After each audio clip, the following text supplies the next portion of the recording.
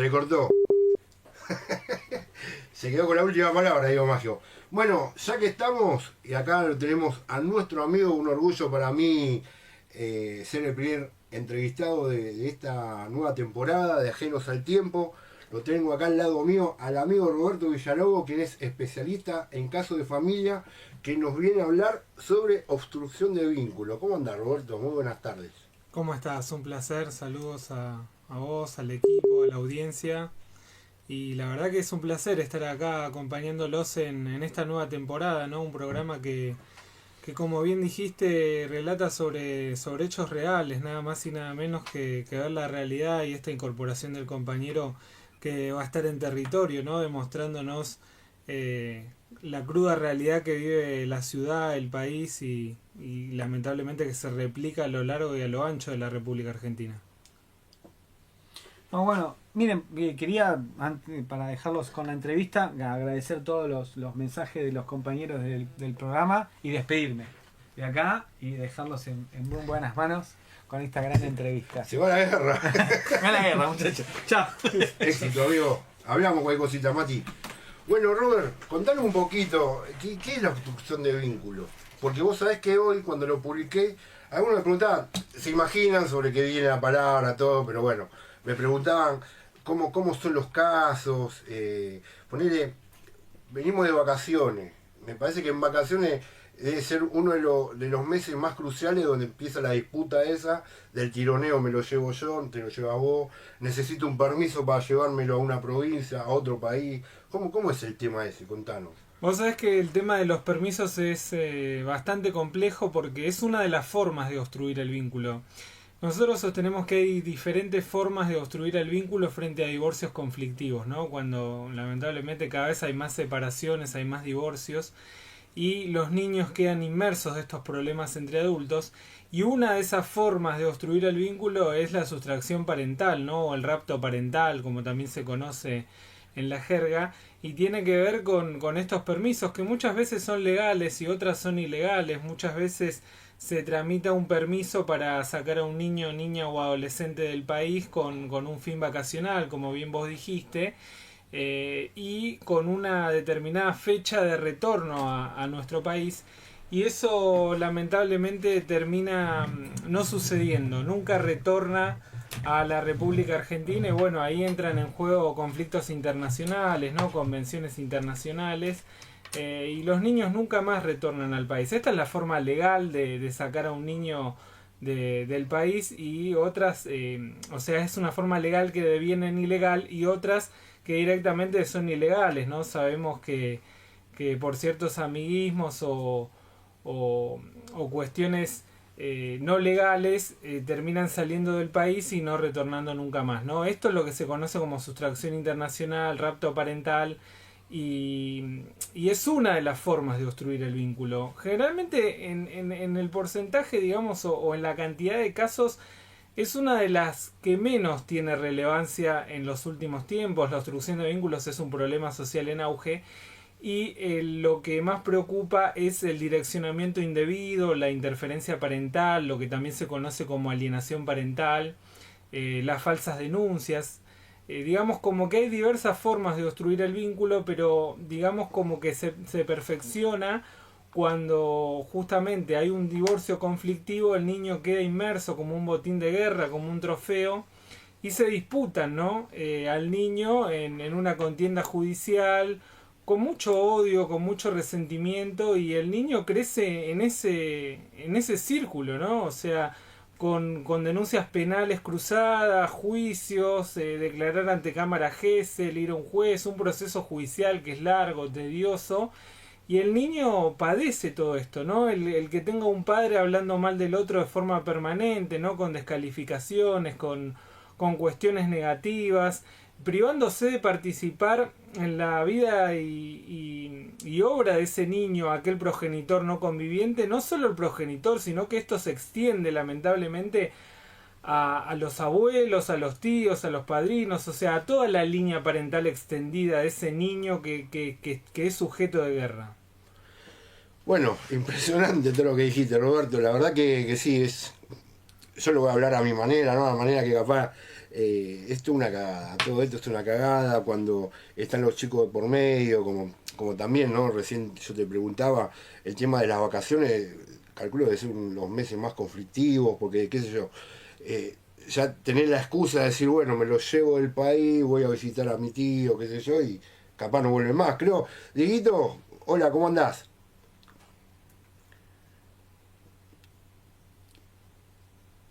Juan, ¿me escuchás? Magnífico relato.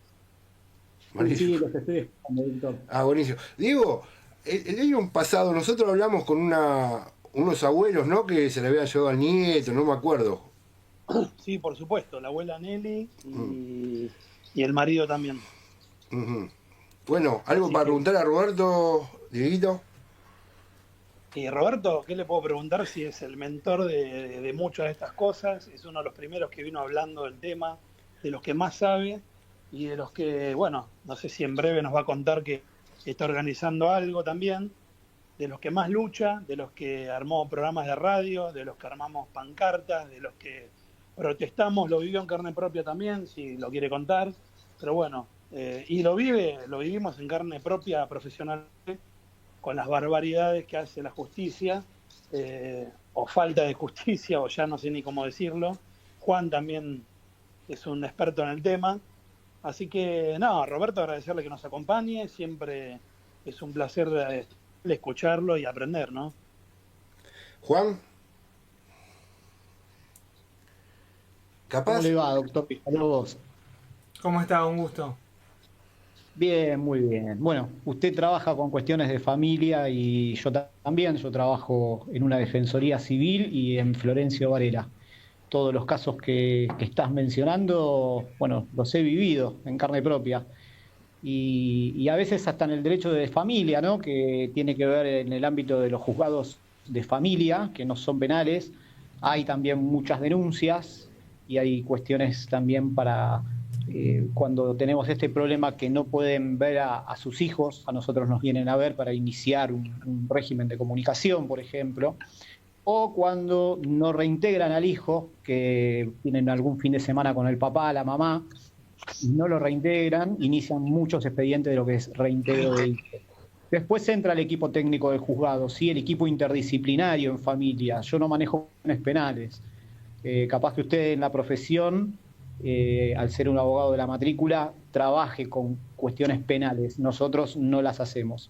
Pero yo trabajo en el ámbito de la provincia de Buenos Aires. Así que estaría muy bueno el aporte que nos puedas hacer, que nos puedas enseñar, cómo ayudar a esos padres o a esas madres en caso de que tengan este problema, ¿no? De una destrucción del vínculo o que no los reintegren al domicilio, en donde estén, cómo deberían hacer, la denuncia, a dónde deberían dirigirse.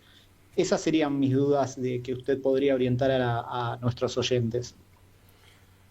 Bueno, en primer lugar también agradecerle al doctor Maggio, es un referente para nosotros en lo que tiene que ver con el derecho internacional privado, las convenciones y demás, en esta forma de obstruir el vínculo, ¿no? Que es la sustracción internacional o el rapto internacional. La verdad que nos ha ayudado mucho en diversos casos, hemos realizado también trabajos en conjunto, así que es un placer también contar con él aquí en este espacio y en todos los que intervenimos juntos. En cuanto al colega preopinante, la verdad es que sí, obviamente nosotros nos dedicamos tanto al derecho de familia como al derecho penal, ¿no? Y esto está intrínsecamente relacionado, porque vos fijate que el 80% de estas cuestiones termina en una denuncia penal, ¿no? En amenazas, lesiones, violencia. Y el procedimiento que se aplica tiene un poco de diferencia si es en Cava, ¿no? Los vecinos y vecinas de la ciudad de Buenos Aires tienen la opción de digamos, ir directamente a la Oficina de Violencia Doméstica, que es la OVD. Allí hay un cuerpo interdisciplinario conformado por un psicólogo, un abogado, un asistente social, donde a raíz de este relato seleccionan un nivel de riesgo, ¿no? Para el denunciante, y ahí se desprenden las cuestiones penales, civiles, generalmente las medidas cautelares de prohibición de acercamiento.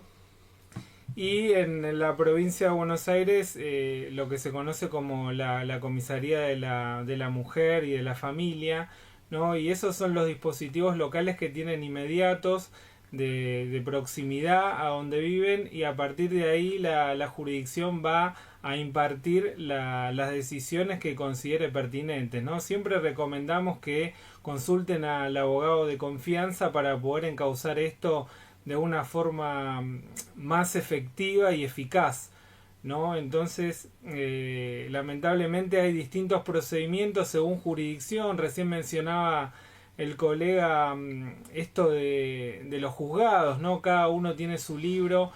Yo siempre lo cuento, el año pasado me han pasado cosas insólitas que no podés creer, viniendo de un juez que se dedica a tratar con niños, niñas y adolescentes, ¿no? Con familias, porque acá estamos hablando del futuro de la sociedad, que es lo más triste, ¿no? Esos niños que crecen sin una parte de su familia, menoscabando su derecho humano a la identidad, ¿no? Muchos le hacen cambiar el apellido, la verdad es que no pueden razonar cómo se llaman, incluso hasta el nombre. Y esto trae graves consecuencias. Y no lo digo yo, lo dicen especialistas en salud mental, psicólogos, psiquiatras. Hay bastante material sobre el tema, ¿no? De estos daños irreversibles. Sabemos que los psicólogos trabajan sobre lo que ha pasado en nuestra infancia, en nuestra niñez, y eso nos marca de por vida nuestra vida adulta, ¿no? Y vemos embarazos no deseados, baja autoestima, fracaso escolar, problemas de relacionarnos con otros. Y lamentablemente la jurisdicción cuando llega tarde y hacen atrocidades. Y puntualmente el año pasado un juez me ha dicho que notifique a un muerto, y yo siempre lo cuento porque la verdad que me parece algo chistoso ya a esta altura, ¿no? Donde yo le digo está muerto y me dice notifíquelo igual. El muerto, bueno, le corren traslado a la letrada del fallecido, contesta, ¿no? Sin legitimidad porque claramente su patrocinada había fallecido. Y la da ganadora en un proceso donde hay niños de por medio, donde está en juego la vida de esa persona, ¿no? Y la verdad que yo ya no sé si llorar o reír frente a esta situación, ¿no? Y esa es la irresponsabilidad con lo que se manejan jueces hoy día, ¿no? O sabemos también de los jueces adornados, ¿no? Los que fallan en una determinada dirección por conveniencia propia. Los traslados de la demanda cuando hay parcialidad, ¿no? Imparcialidad manifiesta, que en el mejor de los casos demora 6 meses. Entonces tenemos una justicia lenta y deficiente, ¿no? Deficiente, lenta, con temas de no involucrarse en esto de la empatía, ¿no? Y de ponerse en lugar del otro. Y entender fundamentalmente que estamos hablando de niños, niñas y adolescentes que tienen un plus de derecho por sobre nosotros que somos los adultos. Lamentablemente es lo que hay y trabajamos para, recién mencionaba, yo ya no sé cómo llamarla, viste, cuando paso por Talcahuano digo, este es el palacio de la injusticia más que de la justicia. Flor, ¿alguna pregunta al doctor? Sí, por ejemplo, si hay un caso que se lo quiere llevar a otro país, ¿se puede de manera efectiva llegar a un acuerdo, comunicarse con la justicia de otro país, teniendo en cuenta de que son por ahí tiempos distintos, se manejan de distinta forma y cosas así? Mirá, todo lo que tiene que ver con derecho internacional privado, vos fijate que recién mencionaba, ¿no? Cuestiones penales, civiles dentro de la República Argentina, y allí se divide la ciudad de Buenos Aires, la provincia de Buenos Aires, ni hablar cada provincia, donde ya es complejo aplicar la ley, porque básicamente no aplican la ley, ¿no? Porque la ley dice una cosa y en la práctica hacen otra.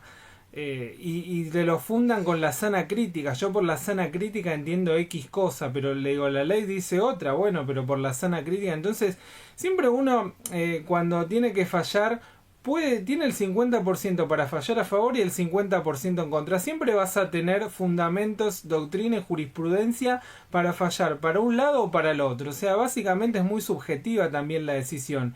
Y puntualmente a esta pregunta, vos fijate que no aplican la ley argentina, ¿no? Y que leyes hay y de sobra.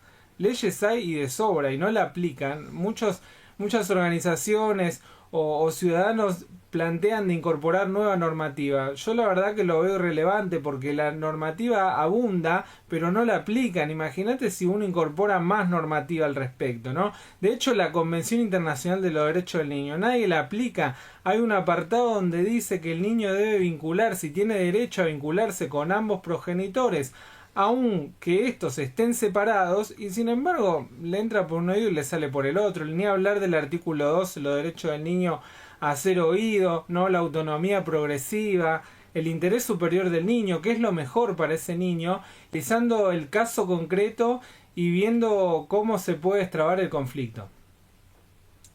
Diego.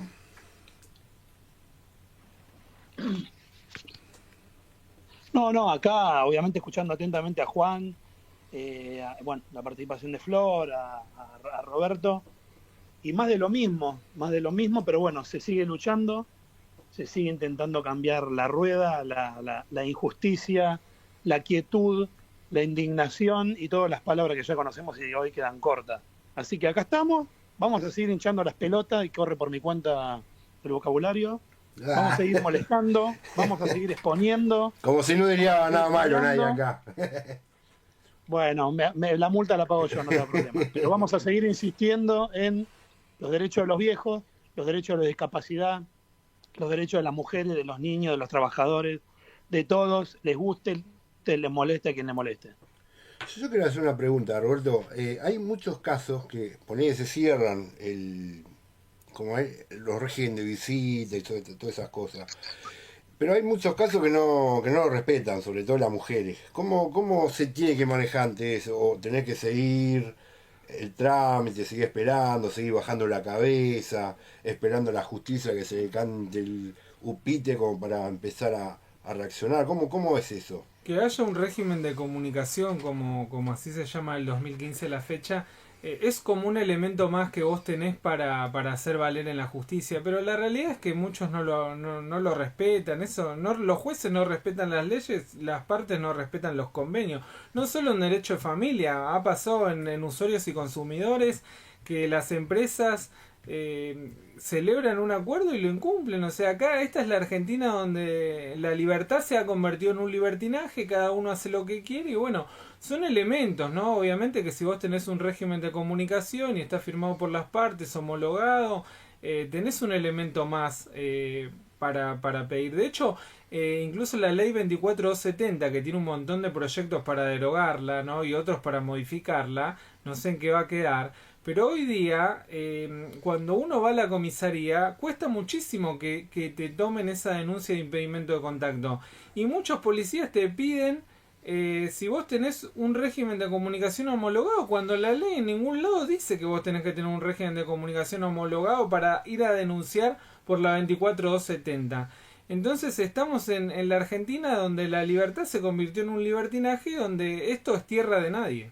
O sea que si te pasa, no...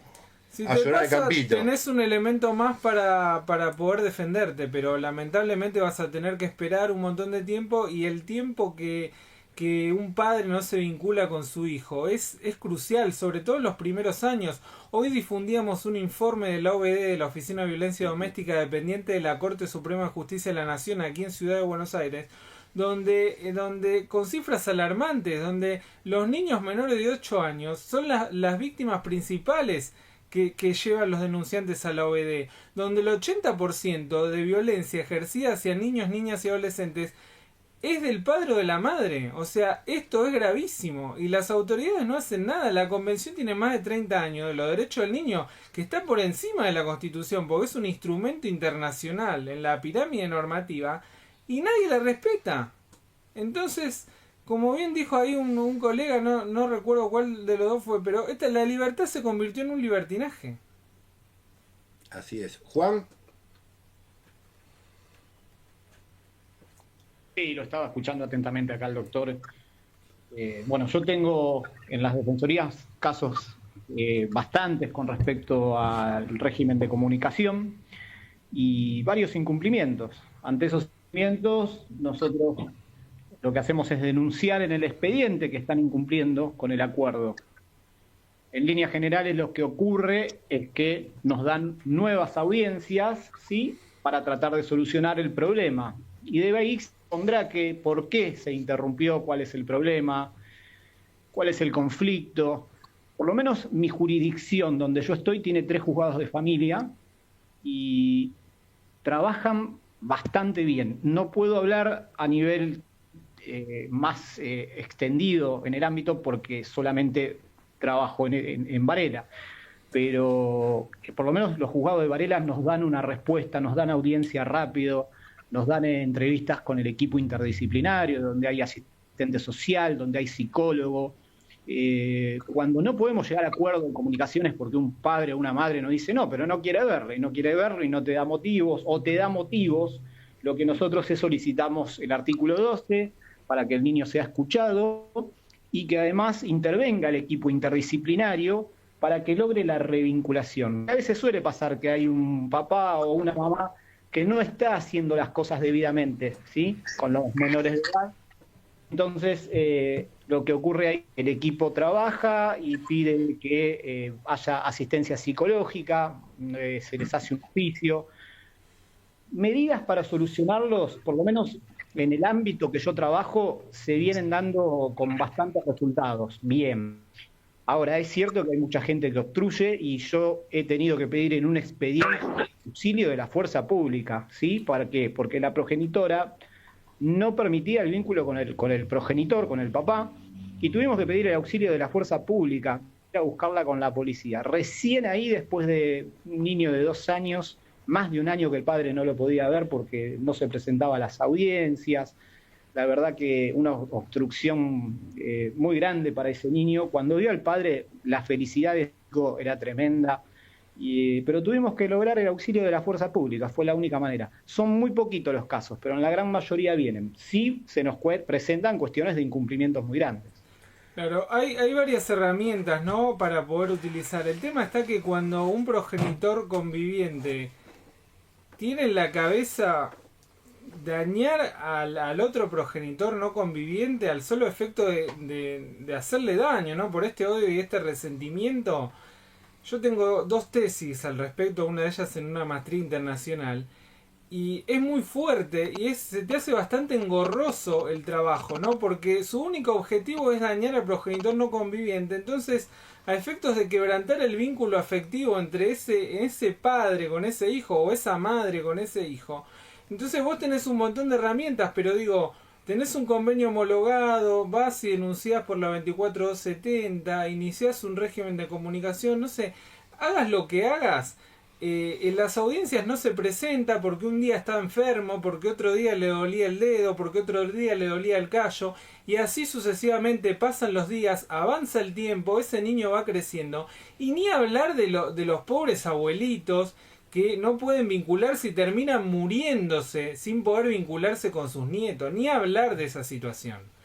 Entonces es muy complejo el tiempo, y cuando uno tiene ese odio y ese resentimiento latente donde dice yo te voy a dañar, ¿no? Ni hablar de las denuncias falsas, por ejemplo, que tienen armamentos en la casa o armas de fuego al solo efecto de que vaya la policía y le rompa toda la casa buscando armas que no tiene, claramente, pero con tal de dañar al otro que le rompan toda la casa buscando cosas que no existen, hago eso, ¿no? O las falsas denuncias, otra de las formas de obstruir el vínculo.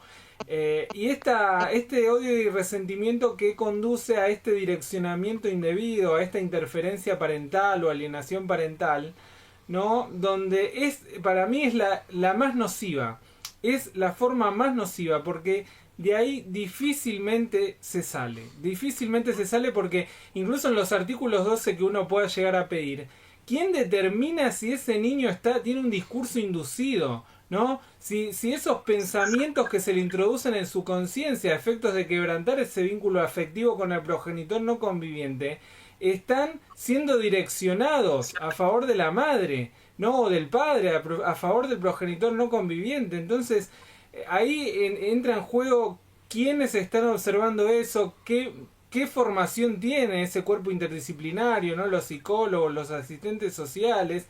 Entra también en juego las cuestiones personales de esos psicólogos, de esos asistentes sociales, porque a mí me ha pasado en Cámara Gesell, donde dice, a mí me pasó esto de chico, entonces direccionan subjetivamente la cuestión según lo que la historia personal de ellos, o sea, dejando de lado la responsabilidad que tienen, ¿no? Los juramentos que hicieron como profesionales. Esto es gravísimo y es triste y es lamentable y se vive tristemente, es un problema social en auge y muy pocos le dan la responsabilidad que esto merece. Y te vuelvo a repetir, en mis investigaciones la forma esta más nociva para mí, alienación parental, interferencia parental, direccionamiento indebido, es la más nociva. Hay niños que crecen durante toda su vida pensando que el progenitor no conviviente es un ogro, es lo peor que le pudo haber pasado.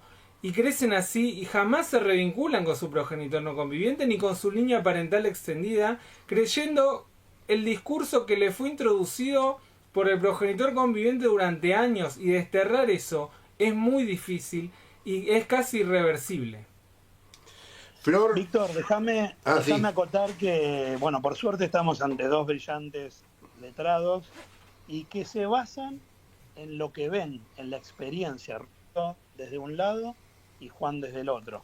Pero vos sabés que a mí me gusta traducirlo bien a la tierra, a la calle, bajar del cordón y pegármela en el asfalto, para que la gente entienda, vayamos y a todos nos gusta un poquitito más, algunos menos, pero el puterío de Guandanara con Icardi, el quilombo que hicieron. Y bueno, ahí tenemos un lindo caso de derecho nacional e internacional. Internacional, ¿por qué? Porque las nenas vivían, no me acuerdo si nacieron, pero vivían en Turquía, y bueno, corresponde que vayan al país de origen, donde tienen su escuela, donde tienen su domicilio, donde tienen su radicación, sus amiguitos, todo, la educación, la salud, todo lo tenían allá. Y ahora viene un conflicto. ¿Corresponde que vuelvan o corresponde que estén acá porque estuvieron mucho tiempo acá? Otro conflicto, hace poquitito, creo que fue ayer, anteayer, en estos días, alguien las tenía que llevar a tribunales para revincularse, una palabra horrible, con el padre porque la mamá no la dejó. Y cuando el padre la fue a buscar hubo lío, las encerraron en ascensor, no sé qué pasó, bla, bla, bla, algo tuve que leer.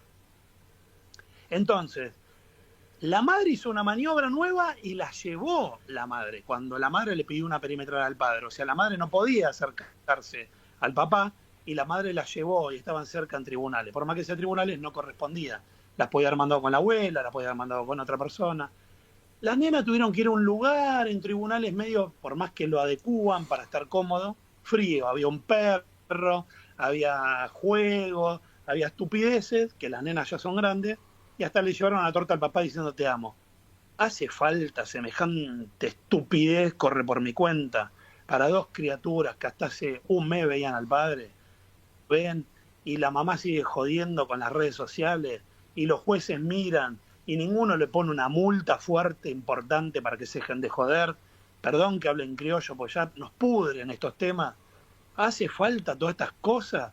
Que dos criaturas, como decía Roberto, vean estas cosas, y Juan también contó algo. No, además, ¿qué revinculación tiene que haber cuando hace un mes veían al padre? Eso sea en casos donde durante años no se ven. O sea, es todo para ser engorroso y que directamente pasen más meses, más tiempo. Y esa Totalmente. es la justicia que tenemos. Claro, yo no entiendo, o sea, no logro comprender cómo va a haber una revinculación cuando hace días lo veía y se vinculaba normalmente. Roberto, te quería hacer una pregunta. Quedaron encerrados una sesión de 15 días con el padre. Capaz es más técnica, ¿no? Capaz para el que puede estar atravesando esto y capaz no sabe cómo manejarse, o capaz puede llegar a pasar en algún momento, le puede pasar a alguien. Puede decir, los chiquitos son muy chiquitos, bebés, porque hay casos que se separan con la panza. ¿Cómo es el tema cuando haces Situación y